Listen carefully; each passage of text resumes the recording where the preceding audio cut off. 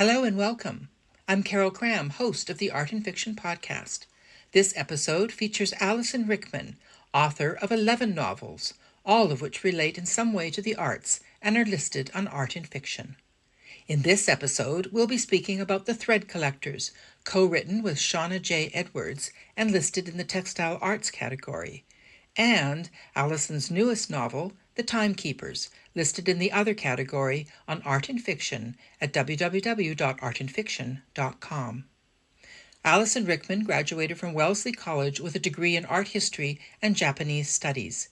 She is an accomplished painter, and her novels combine her deep love of art, historical research, and travel. Alyson's novels have been published in 25 languages and have reached the bestseller lists both in the United States and abroad.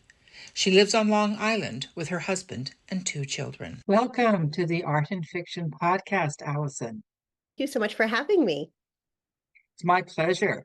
You and I have a lot in common. Each one of your 11 novels has something to do with the arts, and all my novels also are inspired by the arts. I've got your novels listed in a whole bunch of categories on Art and Fiction: visual arts, decorative arts, dance, textile arts. The list goes on.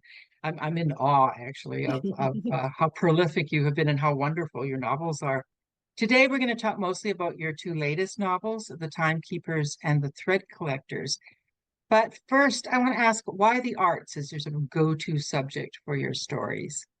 That's a wonderful question. So I'm the daughter of an abstract artist and an electrical engineer.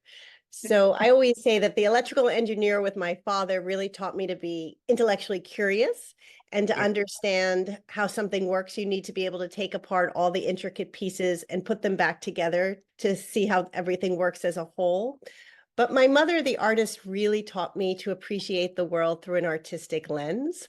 From the time I, was probably 5 years old, my mother would really encourage me to appreciate my surroundings and see how the world around me had color and texture and how everything changed with the seasons. She would take me to museums and she would tell me to look up at a painting close to see the brushwork, but then to take a few steps away and to see how it changed. And particularly with sculpture, she taught me to look all around the sculpture, from every angle, even like kind of peering upside down to see how something new was revealed with every angle. So for me, that way of looking and seeing and observing, I try and put into my writing to change perspective, to look at things from unique, different points of view, multiple perspectives. And then I also love for my novels to use very sensory rich language where you can feel, the color, the texture, even the negative and positive space of how my character is sort of going through, I don't want to say history, but history unfolding, that there are things that are articulated in observations and things that you have to put, your lens as the reader on. But that's like a natural play for me because I think from my artistic background.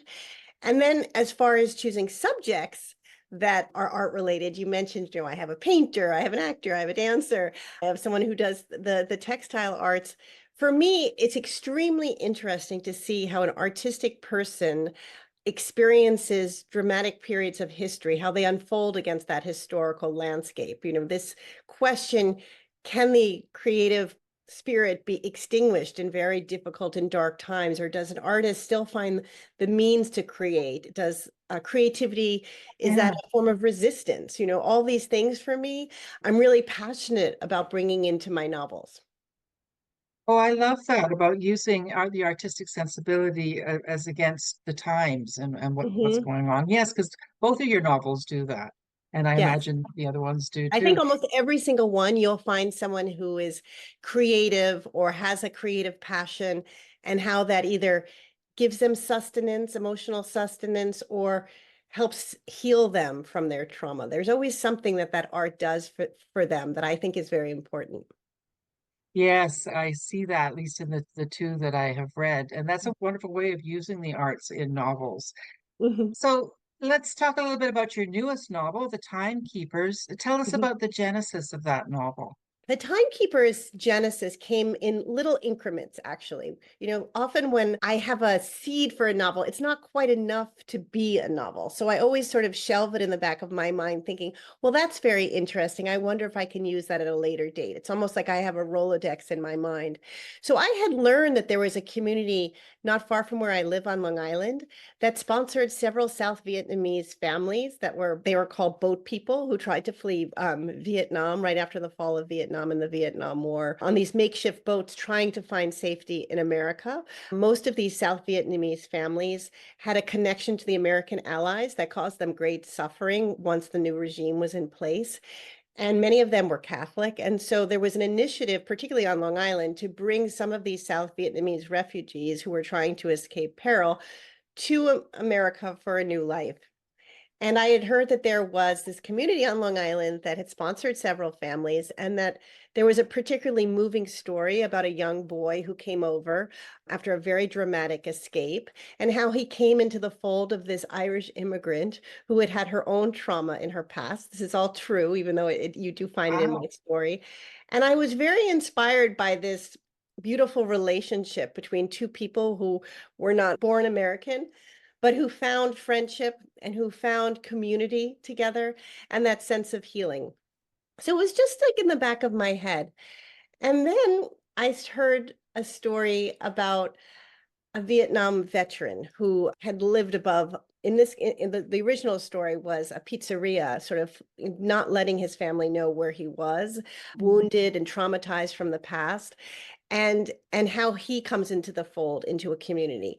And I started to think, well, wouldn't it be interesting to do a novel that explores the aftermath of the Vietnam War and the trauma against the backdrop of a small suburban Long Island community? And to sort of the way I talked about how looking at sculpture from each different point of view to sort of have a spherical way of looking to understand something completely, wouldn't it be very interesting to look at it from the perspective of a Vietnamese refugee who had their own trauma in Vietnam, and also a Vietnam veteran who had his particular trauma? And could these characters overlap also with this Irish immigrant?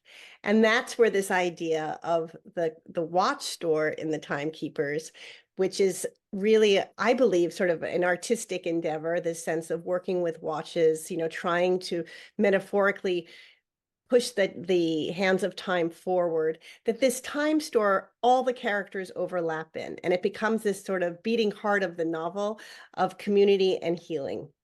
That's what I really enjoyed is how you tied the watchmaking, which is the arts tie-in Mhm, in this mhm, novel, with mhm. organizing all of these characters and then winding in and out with each other. Yeah, So yeah. watchmaking was a really interesting metaphor for this novel. Yes, I think powerful metaphor, because what I started to realize of how, when we've had trauma in our lives, how we process time, that for Yes. people who have had great suffering, when they reflect on that suffering or when it inhabits their body, it's they're experiencing in real time, in the present, and even their way of speech starts to, they start speaking in the present as if the trauma has never left them.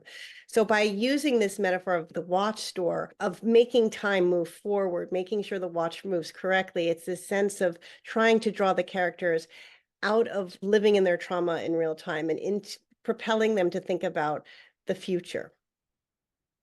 Yeah, it really is wonderful the way you did that. What kind of research did you do to learn about watchmaking? Yeah, well, there is this store a few towns over from me that actually was the prototype, I guess, for the golden hours in my store. It repairs watches and timepieces, but it also has all these different clocks and different, from different time periods, whether it's a grandfather clock, a far clock from Sweden, or a mantle clock. And when you go in there's the chimes, and on the glass cases, there are different, pocket watches and wrist watches. And so I use that, I think, as the point of inspiration for creating the golden hours.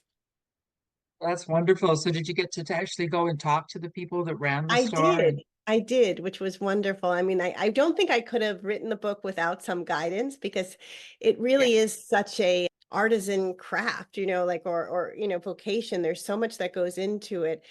Just not the mechanics, but the sensitivity, towards these timepieces, and the patience that's involved. in And repair. also the beauty of the timepieces, because you brought Yes. that in at various points in the novel, Hmm. how Jack gets quite captivated by the beauty of what he's Hmm. working with, Yes, the which beauty, is and there's wonderful. this, I think there's this rhythm to hearing the minutes pass that is that Yeah. cadence that is very soothing, when you're suffering, to be able to get lost in that rhythm. Yes, I haven't read that many novels set during the Vietnam War. I think there's going to be more and more of them coming out now because Mhm. it's like 50 years ago. So I found that very interesting because I didn't know much about it. So you chose the Vietnam War because you found these stories. Yes, I did. I was really, every novel I try and push myself to learn about something that I didn't know before. Having done, two or three World War II books, I didn't want to stay in that particular time period. I mean, I've written books that take place in Meiji period Japan, Pinochet regime in South America. We'll be talking about The Thread Collectors, which is a Civil War novel. So I really was excited to write about the Vietnam War because I was too young to have been alive when everything was unfolding in America with all the protests and all, the newspaper headlines about the war. I didn't have it in my high school education or in my college education. So I really needed to learn about this particular period in history, which I love learning something new because I feel even if the book flops, I've learned something while I was doing. And then another thing that was really wonderful about researching this novel is that there were people alive who could share their stories, whether I, was meeting with this woman, Maureen Connolly, who was an Irish immigrant from the west coast of Ireland, who has this dramatic story with attached to her sister, or meeting several Vietnamese refugees who came over on these makeshift boats and how they escaped and what perils they experienced, to the several Vietnam veterans who really also had never shared their stories, even with their family members, because they came back home to all of this, political unrest where, there was so much shame attached to the Vietnam War, even though they were just young men serving their country who were used as political pawns for what the government's agenda was. They had never unburdened themselves of the pain that they had sort of buried inside. So that was extremely moving. And you can't get that with every book. You write a Civil War book, you're not, speaking with people who survived the Civil War. So real life people who share their oral histories with you, it's a phenomenal resource. Well, I was around during that time, so I actually do remember the Vietnam War. I was a teenager during the Vietnam War, well, a young person and then a teenager. Mhm. So I really enjoyed it because I remember the boat people. I remember the Mhm. Vietnam War. I'm Canadian, but I had a lot of friends who were draft dodgers actually that came Mhm. up during the war. Yeah. So I found it really interesting to have my own recollections of history seen through the lens of these poor guys that went and served their country and then were just forgotten. I think there's going to be Mhm. a lot more stories coming out over the next I really hope so. decades. I had a lot of difficulty publishing this book because a lot of publishing houses didn't think that anyone would want to read the Vietnam War. They felt Really? it wasn't something, they'd had so much success with World War II. They really didn't believe that they could have something like the Vietnam War be a success. But I think Kristen Hanna really changed that. She broke the ceiling down for that. She showed that people are interested in learning about something they don't know about, and about a period of history that, as I said, comes with a lot of darkness and shame, undeserved shame, but just in general of how people treated, the soldiers when they came home. So I think now they're probably clamoring for to fill the void because, 2 years ago they were saying no, no, no, no. So now I do think you're going to see it, but there's probably a little bit of a delay. But you have Alice Yeah, no. McDermott wrote Absolution. Kristen Hanna wrote The Women, Timekeepers. Hopefully you'll be seeing some more, and everyone will take a little, different angle, hopefully, so people continue to learn from different perspectives.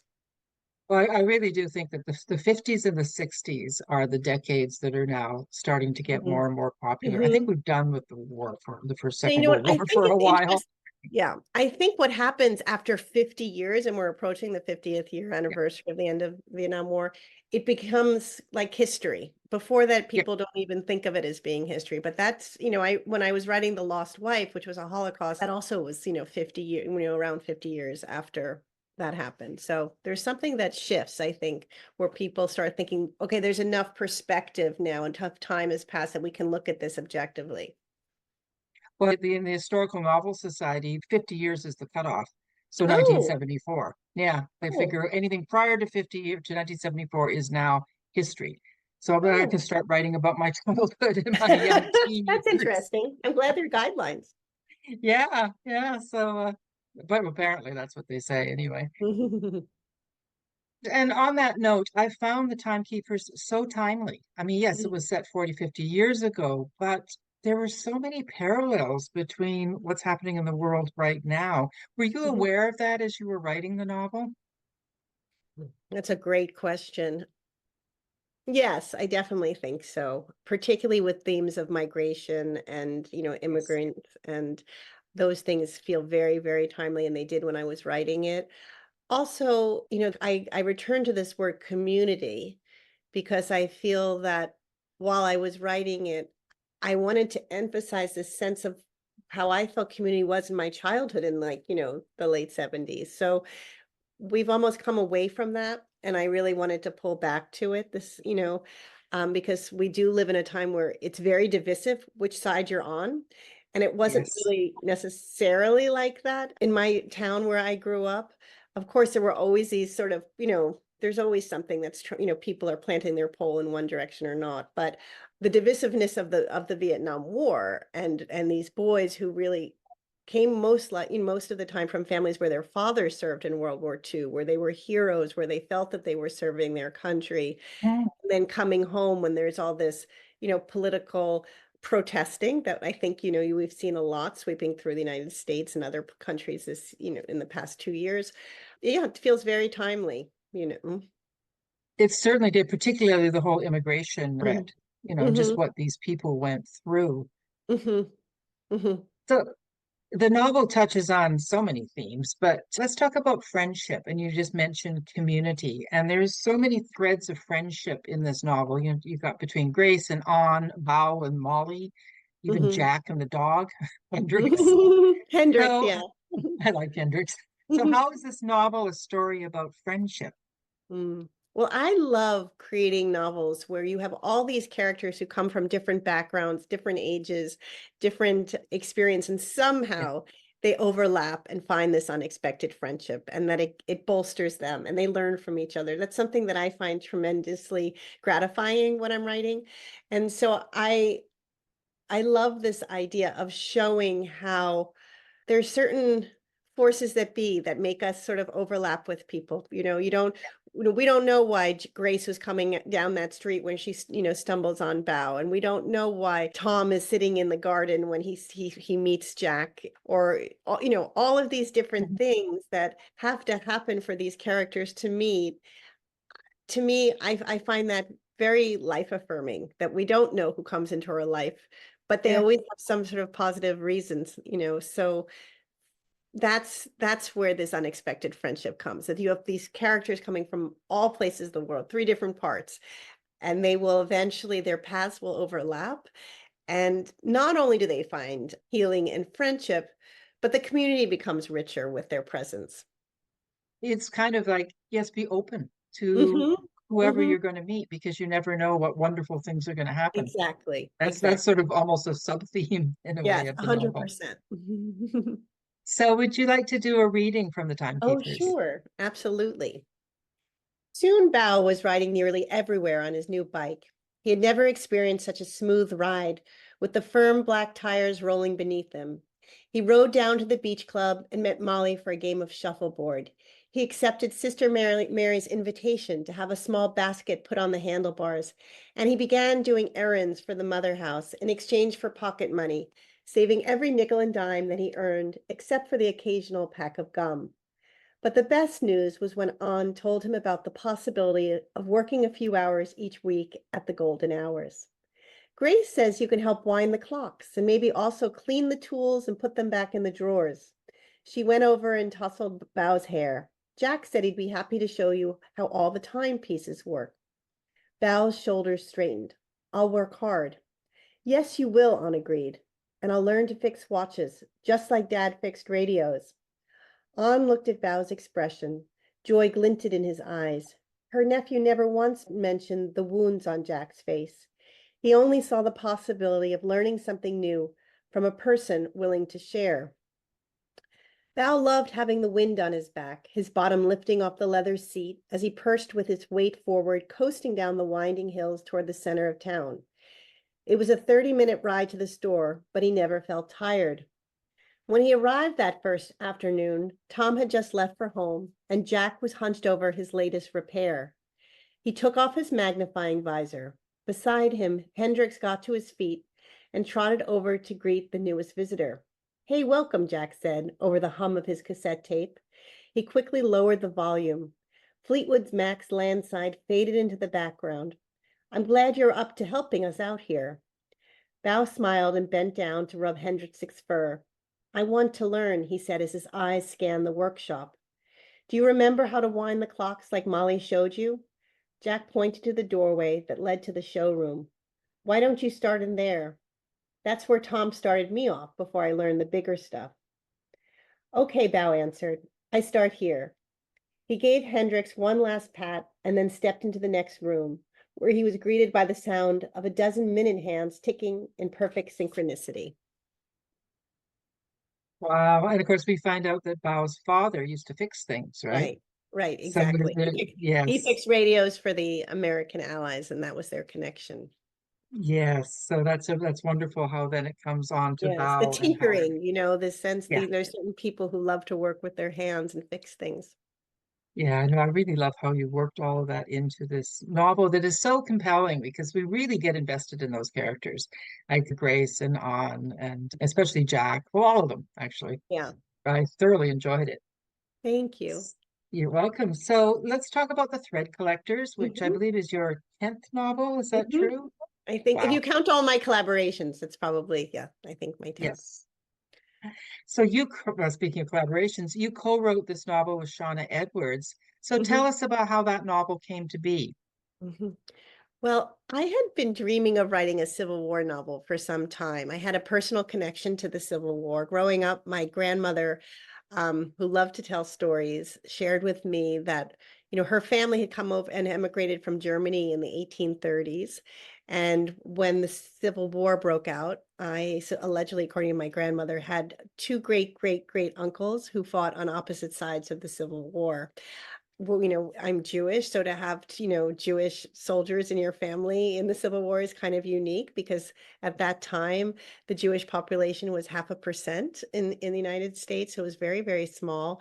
But then when you think of these two brothers who fought on opposite sides, who were children of immigrants themselves, that they could take opposing sides on slavery, to me, again, was like the first seed of a novel that I thought that would be very interesting to explore. And then around 2018, I watched a documentary on PBS called Death in the Civil War that really went into a lot of detail of the impact of Black soldiers in the Union Army and how many of them risked their lives to enlist to fight, but instead of being given muskets to fight, they were given pickaxes and hoes and forced to do all sorts of menial work like digging latrines and trenches and also burying the Civil War dead.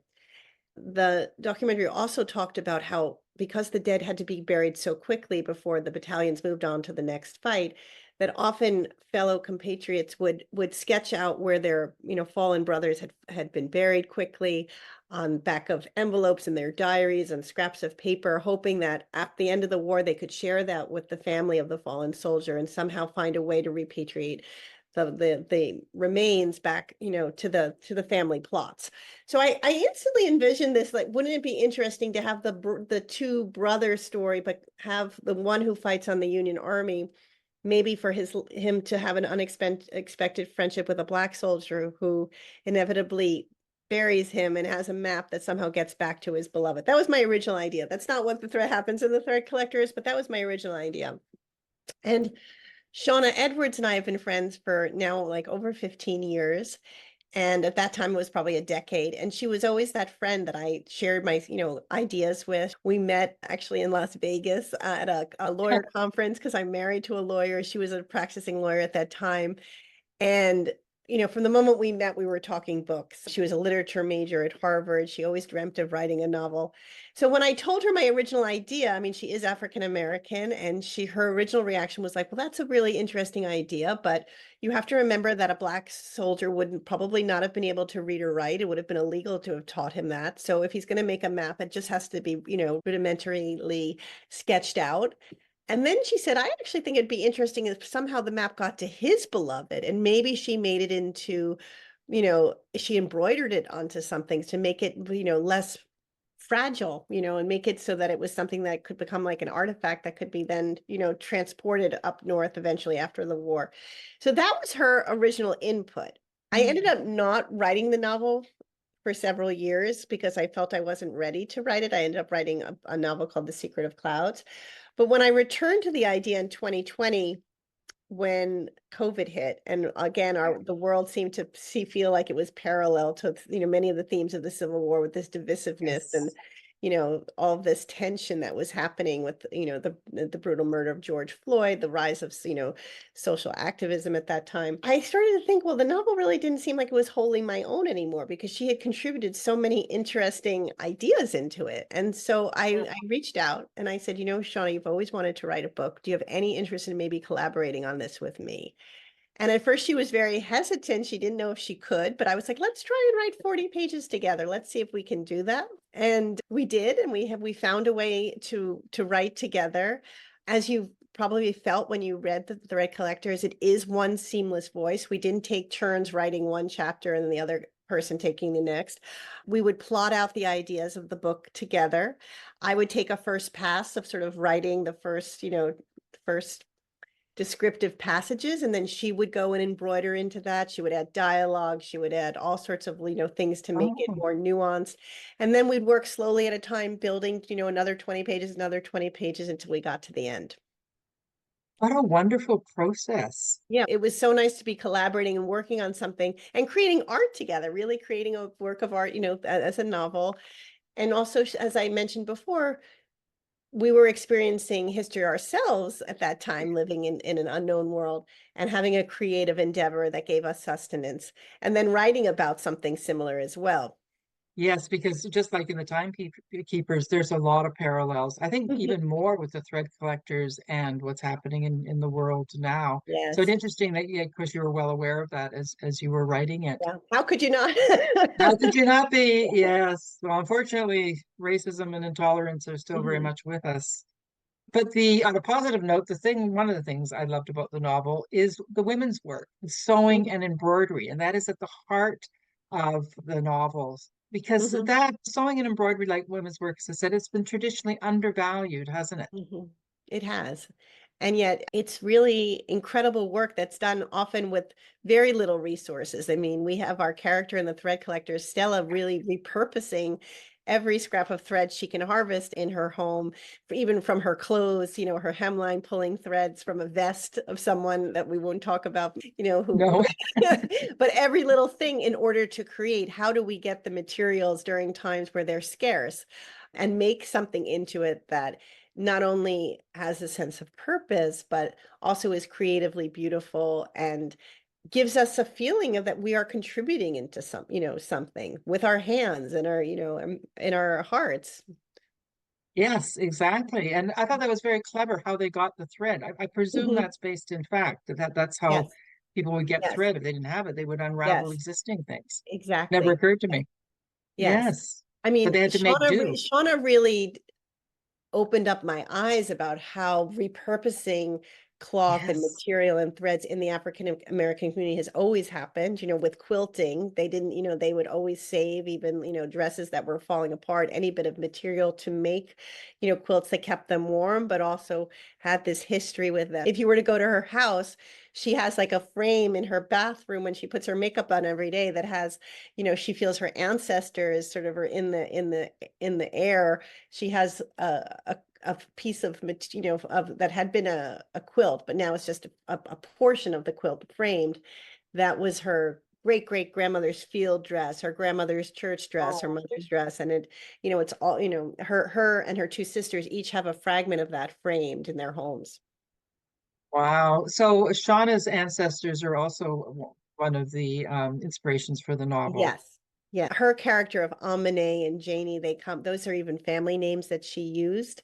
For me, I did learn that one of the brothers was a musician in the Union Army in the 31st Regiment of New York. And so I wanted to make sure that I honored that. And that's how you have Jacob being a musician. And we decided to make William a musician because we did want to show how music is another language that helps bond people from different backgrounds it's like the connective tissue between these two men, that how music can, yeah, be a thread that connects Yeah. us. And the part in the book about the other uncle who lives in Satarsha, Mississippi, and has this, mercantile emporium, that's all based on fact too. That's where my other uncle went to Satarsha, Mississippi. The house is still called the Kling House. It was used as a hospital during the Battle of Vicksburg when General Grant took it over. So there's still a lot of history connected into that town and that house that we were able to use as, resources when we were writing the scenes in the novel. I really worked very, very well. I've so enjoyed how everything all worked in together in this novel. Thank you. So, one of my goals with the Art and Fiction podcast is to inspire other authors. So, Mm. what's one thing you've learned from writing all your novels that you didn't know before you started? I think one thing that I didn't realize was that in the very beginning, it seems really overwhelming to write a novel. You think, how am I going to write 350 pages of a story? But I don't think you should think of it that way. I think you should think of it as little chapters or little mini canvases at a time that you can sort of sketch out and build, and it becomes bigger and bigger. So to take it in sort of these micro increments and not be overwhelmed with the overall total number of pages, but just to feel, every week I'm going to write 2 pages and that's it. Eventually you will come to the end of your story. And so you just need to carve out an amount of time and an expectation that is manageable for you, that it doesn't become too overwhelming. And I think then you'll accomplish your goal. Do you outline or are you what they I call a don't pantser? outline because Oh, when I write, I like to sort of simulate the artistic experience of building, the way a painter does brushstroke upon brushstroke to build something out. I like to do sentence upon sentence and not know exactly what's going to happen. But there's a sort of a beautiful organic process that way that I think also leads me to unexpected discoveries along the way. If I had outlined everything, I think it would feel a little bit more compartmentalized, that it was all scripted, but I don't. I know where I want to end. I usually have an idea of like yeah. what I want to say and what the overall theme is, but I don't know how I'm going to get there. Yeah, that's very interesting. Yeah, I think I usually know how I want to end. And I Hmm. agree. I mean, I think the thing that we love the most, I know that I love the most about writing is that building sentence by sentence. That's why, who wants artificial intelligence? I mean, that's Right, what's the point? That's all about the end product. It's the right. process Yeah, that is absolutely. so compelling, right? Sitting Hmm. down and like word after word. Yeah, I know Yeah, that's that process of discovery. It's pretty awesome. yes. So historical fiction relies on an incredible amount of research. So what is some advice for authors on research methods? Hmm. Well, there's all different ways that you can do research, Mm-hmm. right? So as I mentioned before, if you're writing about a historical time period where people actually are still alive who lived through it, I think first person narratives are really essential to not only having a sense of history, but also emotional experience during that time. How people, when people reflect back of what it was like, they add another dimension to the research. I love going into different places like the Library of Congress and looking at the photo archives from particular time periods. I think when you look at visual, I wouldn't necessarily call them props, but visual artifacts from that time, you can also see so much of how people dressed, their family situations, how they interact in certain snapshots like that. And then, of course, reading is essential. Like reading as much nonfiction about the particular time period is really important as well. Film, all those things that are visual are always helpful. I like to take it from everywhere I possibly can because you never Yeah. know where you're going to find some nugget that is really going to open something up in your book. Do you actually research as you go, or do you research first and then write? I do the heavy lifting with the research before I write. I actually feel Yeah. like I feel like I think I've exhausted all the research before I write. I like to describe it that then it's all sort of sewn into my skin and I can just work on the narrative. But inevitably there's always something you'll get to a chapter and you need something more and you then need to, do a little research to answer that particular problem that you've run across, or it's the unknown that you didn't expect. But for the most part, I spend several months researching, could be 6 to 8 months before I write a single Wow. sentence. With my novel, The Lost Wife, it was probably a year and a half of research before I started writing. And I also try and go to the countries that I'm writing back about. So Yes. I know I did go to Vietnam for the timekeepers, Oh, wow. for the thread collectors, even though it was COVID. Sean and I did want to go to the Gullah Geechee Islands, which is where William's childhood, took place. We wanted to go to Savannah and Charleston. She's from New Orleans, so I got to visit Oh, her in that's New Orleans. But Lost Wife, I went to Prague, I try and travel to all the places that I'm writing about. yes. I read some of that your passions are travel and Mhm. writing and Yeah. the arts. Yes, So absolutely. So yeah, I do we love the definitely have travel. a lot in common. I know I love to travel to all my novels take place in exotic places that I want to go to. I Oh. was thinking I should set something on my island, but it's like, yeah, no, that's why would I do that? So can you share what you're working on now? Well, I have a novel that I just finished, called The Oh, Missing good for you. Pages, that will be published on October 14th in 2025. And that is a novel about the book collector Harry Elkins Widener, who was on the Titanic with his parents. He had gone to London to purchase some rare books, including one of Francis Bacon's essays that was so small. It was a 16th century edition of these essays. He could put it in his breast pocket. And the legend that is told at Harvard, because his mother survived the Titanic, he and his father perished, was that there was space in her lifeboat for him to get on. And he said, "No, mother, I have to go back to my cabin to retrieve one of my books." And he was never seen alive again. So I write in The Missing Pages the real story of what happened on the Titanic, whether he did go back to claim this rare edition of Francis Bacon's essays, or was it something else? But I tell the story of his ghost in his memorial library at Harvard. Oh, wow. So Yeah, that's already done and it's that's coming out already next done. year. Now I'm dreaming of another book, but I'm not sure So I'm committed. you're between Yeah, books right yeah. now. But I literally Oh, just that's fun. finished Missing Pages, turned it into my publisher about a week ago, so it's very fresh off the press, my computer screen. Oh, so that's nice. So you got a bit of time off and now you Yeah, can start yeah, researching the next one. So you exactly. haven't got a concept yet of the next one. I'm thinking something with another library in the Berkshires, that Mm. something happens, and something with World War One in that particular library, but I'm not 100% committed. Yeah, no. Well, so your new one will be in the literature category on art and fiction. Yeah. Oh yes, I hope You're, so. you're Yeah. covering just about all the categories, Okay. actually. I think you're the I only need a author I've ceramicist. got that has managed to do that. Oh, that's wonderful. I hope I get a little crown. Yeah, exactly. So thank you so much for chatting with me today, Allison. It's been Oh, it just was a great. pleasure. And thank you for your wonderful questions. They were so thoughtful and sensitive to the material. I appreciate it so much. And we have so much in common where we both love to write about art. So thank you. Yes, we do. Mm. Thanks.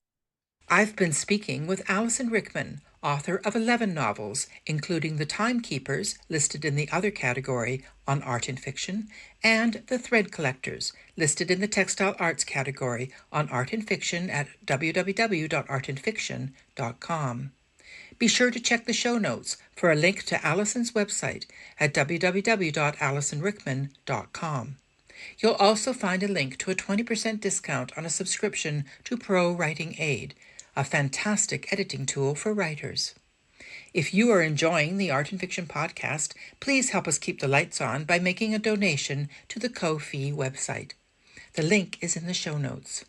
Also, please follow Art and Fiction on Facebook and Instagram, and don't forget to give the Art and Fiction podcast a positive review or rating wherever you get your podcasts. Thanks so much for listening.